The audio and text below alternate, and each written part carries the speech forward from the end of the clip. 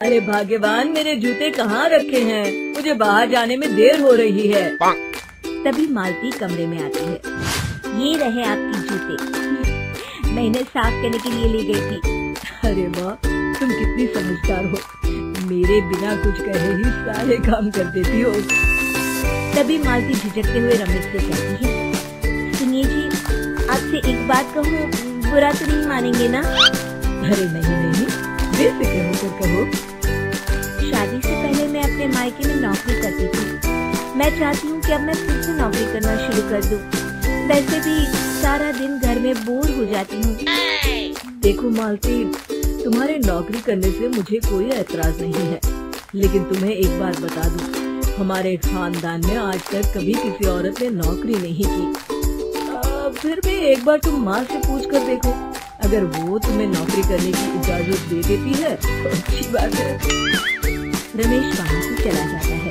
फिर उसी शाम मालती अपनी सास के पैर दबा रही होती है। तभी उसकी सास मालती से कहती है, अरे क्या बात है बहू, आज तो ठीक तरह से मेरे पैर नहीं दबा रही, किसी ख्याल में खोई पड़ी है क्या?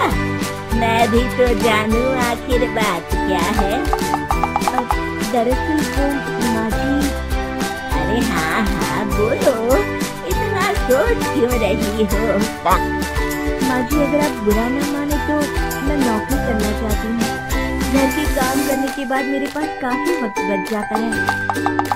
मालती की ये बात सुनकर उसकी सास गुस्से में कहती है, अरे बहू, तेरी तबीयत तो ठीक है ना?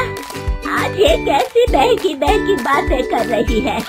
भला हमारे खानदान में आज तक कभी किसी औरत ने नौकरी की है जो तू नौकरी करने की बात कर रही है? अरे बहू, तू क्या रिश्तेदारी में हमारी नाक कटाना चाहती है? जितना जल्दी हो सके अपने दिमाग से नौकरी का भूत उतार दे, और अब जा, जल्दी से रसोई में जा, खाना बनाने का वक्त हो रहा है। मालती मन मार कर खाना पकाने के लिए रसोई घर में चली जाती है। अगले दिन, नमस्ते माँ जी, कैसी हैं आप? अरे आओ आओ दिवाकर बेटा, बैठो, मैं तुम्हारे लिए चाय मंगाती हूँ। बहू, जरा एक कप चाय तो लेती आना। फिर दिवाकर एक फाइल खोलकर मालती की सास के सामने रख देता है। ये देखिए माँ जी, ये है पिछले महीने का हिसाब, और ये रहे मुनाफे के रुपए। एक बार हिसाब देख लीजिए और इन कागजों पर अपने दस्तखत कर दीजिए। अरे दिवाकर बेटा, मैंने भला आज तक कभी तेरा हिसाब देखा है जो अब देखूंगी? ला बता, कहाँ दस्तखत करूँ? तभी मालती चाय लेकर बाहर जाती है और अपनी सास को बिना कागजातों को पढ़े इस तरह लापरवाही से दस्तखत करते हुए देखकर हैरान रह जाती है। अच्छा माली, अब मैं चलता हूँ, फैक्ट्री में बहुत काम है। फिर दिवाकर वहाँ से चला जाता है। कुछ दिनों बाद मालती बाजार में कुछ सामान खरीद रही होती है। तभी एक बूढ़ा आदमी उसे आवाज देता है, अरे मालती बेटी, कैसी हो? मुझे पहचाना? मैं तुम्हारी कंपनी में मुनीम का काम करता हूँ। हाँ चाचा जी, मैं आपको बिल्कुल पहचानती हूँ। कहिए, कैसे हैं आप? मैं तो ठीक हूँ, कंपनी में कुछ भी ठीक नहीं चल रहा, यहाँ तक कि हमें ठीक वक्त पर तनख्वाह भी नहीं मिलती। ये आप क्या कह रहे हैं? अब क्या बताऊँ, आप लोग तो कभी हिसाब किताब देखने दफ्तर आते नहीं। मेरी मानो तो एक बार आप लोग दफ्तर आकर सारा हिसाब किताब देख लो, आपको असलियत पता चल जाएगी। अच्छा बेटी, अब मैं चलता हूँ, देर हो रही है। फिर वो बूढ़ा वहाँ से चला जाता है। वहीं दूसरी तरफ मालती घर पहुँचकर अपनी सास को सारी बात बताती है। तभी वहाँ रमेश भी आ जाता है, लेकिन मालती की सास मालती की किसी भी बात पर विश्वास नहीं करती। तभी रमेश कहता है, अरे माँ, बिना आग के कभी धुआं नहीं उठता। जब मालती इतना कह रही है तो हमें एक बार दफ्तर चलकर देख लेना चाहिए।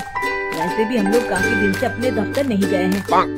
इस तरह किसी एक आदमी के भरोसे काम छोड़ना मुझे भी ठीक नहीं लगता। अगले दिन वे सभी अपने दफ्तर पहुँचते हैं और सीधे दिवाकर के कैबिन में जाते हैं। अचानक सबको एक साथ देखकर दिवाकर चौंक जाता है।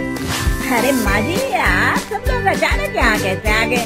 अगर कुछ काम था तो मुझे फोन कर दिया होता, मैं आपके घर आ जाता। तभी मालती की सास कहती है, अरे दिवाकर बेटा, आज मैं हिसाब देखने दफ्तर आई हूँ, जरा मुझे पिछले 6 महीनों का हिसाब दिखाना तो बेटा। दिवाकर घबराते हुए हिसाब की फाइल मालती की सास को देता है। मालती की सास फाइल लेकर मालती को देती है और कहती है, ले बहू, देख ले हिसाब। मालती फाइल को बड़े गौर से देखती है और अगले ही पल उसे सारी गड़बड़ी समझ में आ जाती है। वो अपनी सास से कहती है, माँ जी, मुनीम चाचा बिल्कुल सही कह रहे थे। हमारी कंपनी में पिछले 6 महीनों में जितना मुनाफा हुआ है, हमें उसका आधा पैसा भी नहीं मिला। क्यों समझ लीजिए कि 1 रुपये में सिर्फ चवन्नी ही हमारे हाथों में आई है। मालती की बातें सुनकर मालती की सास गुस्से से दिवाकर को पूछती है, क्यों दिवाकर, मेरी बहू जो कह रही है वो सच है? दिवाकर समझ जाता है आज उसका भांडा फूट चुका है। वो गिड़गिड़ाते हुए कहता है, मुझे माफ कर दीजिए माँ जी, मैं पैसों के लालच में अंधा हो गया था। अरे वाह दिवाकर, तू तो एक नंबर का चोर निकला। इतने दिनों से मैं तुझ पर आंख बंद करके भरोसा करती रही और तू मुझे ही चूना लगाता रहा।